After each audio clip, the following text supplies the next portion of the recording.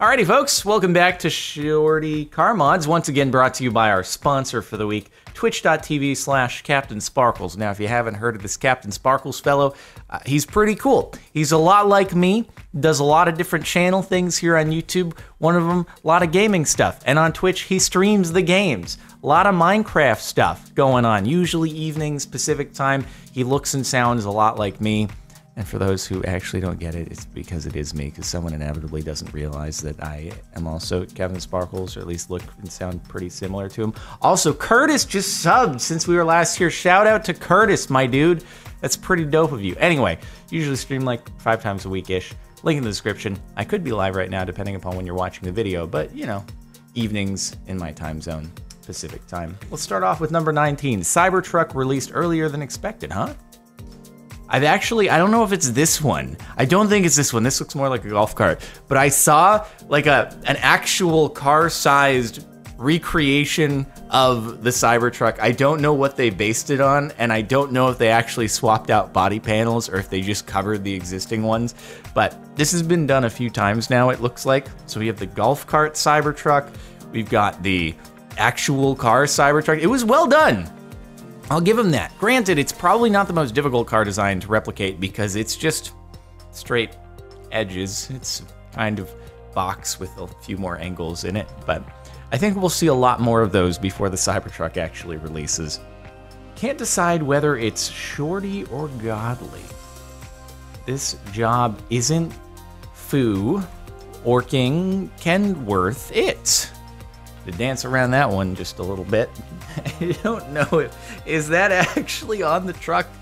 Because that seems like a way that you might get fired if your employer finds it out, unless you do own the truck and the trucking company, in which case I guess you do whatever the heck you want on your own truck. I don't think that your boss would be stoked to find out that you've put that on their truck. But, I mean, best wishes to you. Hey, you know what? Speaking of Cybertrucks and Tesla, they are working on that automation. So, I mean, there is a chance that there will be some automation involved with the job at some point, although that might not be a good thing because it might replace the driver. But if there still needs to be someone around, at least in the interim, to monitor it, like it's not going to go from 0 to 100 immediately overnight. There will still have to be someone in the truck that monitors it. It just might get a little bit more automated where on stretches of highway it can do it itself, which I don't know if they can do that yet, or if that's still coming or not, because there are a lot of gears to switch on a truck to ensure you're in the proper range. They have like up to 18 gears, I think, on semi-trucks. Like it's wild. So I don't know if they're automated yet, but I guess we'll see. Oldie found on internet still makes me chuckle. I feel like I've seen this one before. I don't know if it was on this subreddit or not, but hey man, when you got a wing, when you want to put a wing on the car and you don't have access to an actual wing, you gotta DIY it. And, you know, a couple of PVC pipes with some, I don't know, shelving. I guess that's the underside of a shelf. Seems to work wonders. I mean, honestly, first glance, you think that's legit other than the little curly cues under the thing. If you just got rid of the curly cues, it would look real other than it having circular PVC pipes, which probably don't really accomplish adding much in the way of downforce. It's supposed to work like an inverted airplane wing, and I'm just picturing an airplane that just has large PVC pipes sticking out of the side. I don't think it would fly. Wouldn't work that well. I'ma be a balla Shotcaller 20-inch blades on the Miata. Are those shurikens on the wheels there? It's a donked out Miata. I'm sure that really improves the performance and the gas mileage. Oh god, dude. I wonder how finicky, assuming that's a manual, when you just put those gigantic wheels on there, like that car probably just chugs so much when you probably have to give that thing so much gas as you're letting off the clutch. Which now I can comment on as someone who finally owns a manual transmission car. I can accurately probably provide way too much in-depth detail to where people are like, yeah, we get it, we know, we drive manual cars, it's fine, dude. You don't need to like act like you now know a lot about manuals because you own one finally. Okay, we've had one forever. It's like, no, I'm gonna comment all I want now that I have the first-hand experience. Okay, this thing probably needs to floor it in order for it not to stall when you're letting out the clutch because of those gigantic unnecessary wheels. Or maybe it's an automatic and it's fine. I don't know.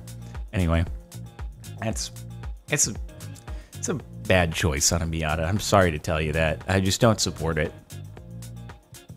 Found on TikTok. Are you rolling coal in a Volkswagen that is, oh my God. What is this? What is, oh my God, that's the account. It's the account is Tilted TDI. Like, this isn't a parody. This is an account for this car. This car exists and is unironic, presumably. Oh my God, dude, the wheels. What is what is happening? What does it say? Amber Gang. And is that wrapping paper wrapping the hood? And I guess it's Christmas themed or something like that. Wow. Wow, it almost looks like it has Lantana purple on the body color, which is a nice color. But also, oh no, oh, this is not, nope. It hurts. It hurts. This hurts. Also, the logo on the front of the car. I'm not sure if you're aware of this, but it seems to be incorrectly oriented. It's just kind of off to the side. You might want to, I don't know, readjust that. But I guess it is tilted, right? So that's your brand? Yep. I'm tilted right now. Just looking at it. Oh, it hurts. I can't watch the coal rolling any longer. No. Brake lights fixed. Are we to assume that they've added like an extra switch that you just step on that while you step on the brake pedal simultaneously? Couldn't you, I don't know, do something that accomplishes a similar thing, just probably through a slightly different method, like replacing the reason why your brake light isn't working? Or maybe they just actually wired aftermarket brake lights. The ones from the factory, they just kept breaking. Get it? The lights kept breaking. Okay, anyway, sorry. I'll be here all week. Still sponsored by twitch.tv/CaptainSparkles. So they just wired aftermarket ones. Like, you can wire an aftermarket backup camera as well, and they did a similar thing. Seems reasonable. Just only possibly an issue if your foot slipped off and then it released brake pressure for a minute in a very crucial second, or you miss that and then your brake lights don't come on. There's multiple issues here, but I appreciate the ingenuity. AMG. It's, I mean, I think they did it as a joke. Maybe they own McDonald's or something. Like, this might actually be a legit, like, tuned C63. Because they've gone in on the license plate, V8 AMGS, probably a C63S, and they've got, it looks like it's tuned. And then they're just like, you know what? Let's just change I own a bunch of McDonald's, and so I might as well just, you know, plug my business on my car. I can give it a tax write-off. Actually, that'd be really funny if their accountant's like, yeah, I guess if you own McDonald's and you put a McDonald's logo on your car, it's technically advertising, and you could therefore consider your maintenance, your mileage, lease payment, a business expense. So if you use it to drive between all of your various McDonald's stores on a daily basis to, you know, check on what's going on there and maintain and stuff, then it's your company car. You can corporate lease it. You're advertising your business. Why not? Might as well. I guess you'd be saving some money on that. At least it's not an AMG badge that's put on an S550, okay? Because those are everywhere, and it's very unnecessary. Saw this at Costco today. That's truly next level. How does that thing actually go anywhere is my question. I need a closer look. Oh my God, dude. That probably doesn't have bags. That's probably just like that. By bags, I mean adjustable suspension so that this can actually make it over a leaf. I mean, I'm sure it took a lot of effort, but Jesus, dude. I'm just envisioning this driving down the freeway and just parts like blowing off into other cars, like sticking into the windshield because they're basically sharp pieces of metal or something. I wonder how much weight that added, what it's made out of. How does that wing stay there without just having parts blow off? I have so many questions. I would be terrified to get in an accident with that if I was the other car. Dude, how did you get into the parking lot though? That's what I'm wondering. How did you not just leave the entire front end of the car on the street when you entered? I'm impressed by that. How it even got here in the first place. Stance Boys will defend this. Is this like the brother or sister of the car that we saw rolling coal a few minutes ago? Just, oh, look at that. Look at where the tire makes contact. Look at the contact patch on it. You get an actual up close look at the contact patch. It's unbelievable. You have less of a contact patch than a motorbike tire probably. Look at this. You have this entire area of quality rubber that could be making contact with the road and helping your car to not spin out when it rains or wear out the tire in 10 miles. But no, the only contact is on like the sidewall, which isn't even supposed to be in contact with the road. Like tires have a lot of R&D. Engineering goes into the contact, the tread pattern and the compound, and you're just taking it and you're just obliterating the engineer's hard work. Gah! Why? Look at that! Look at this! Why? Why would you drive on that contact patch when you have the freaking full tire? I don't understand. It hurts. You want a big contact patch.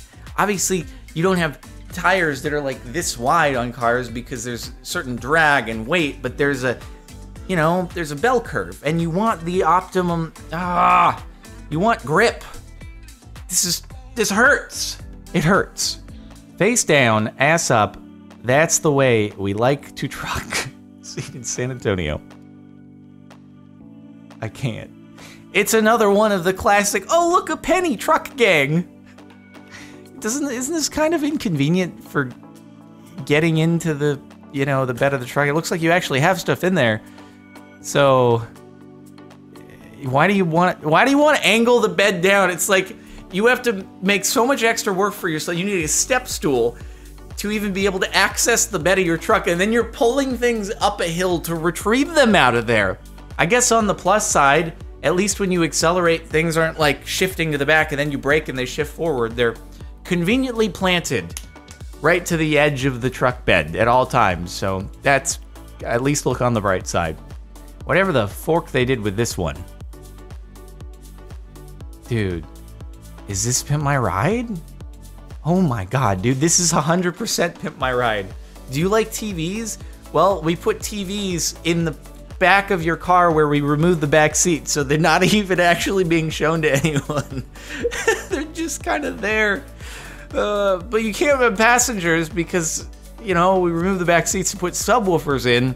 So the TVs we just thought we'd put like 50 TVs in your car because why not? You can never have too many.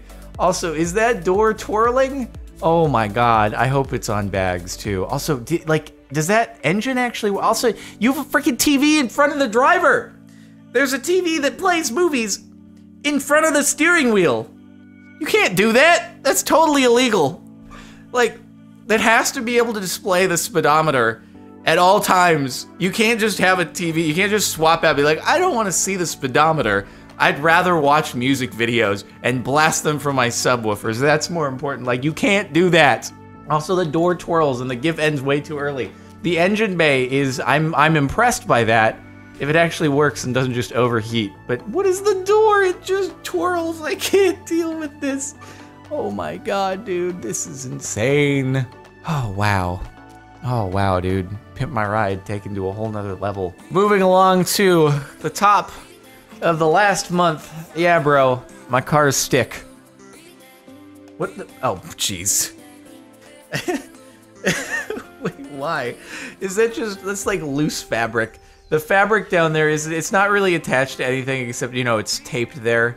Just a little bit on the sides, but otherwise, you could just, if you wanted people to think you were driving a stick, you could have just bought a stick shift car instead of an automatic car. You know, in fact, oftentimes the stick shift cars are cheaper because it's a simpler transmission mechanism than an automatic.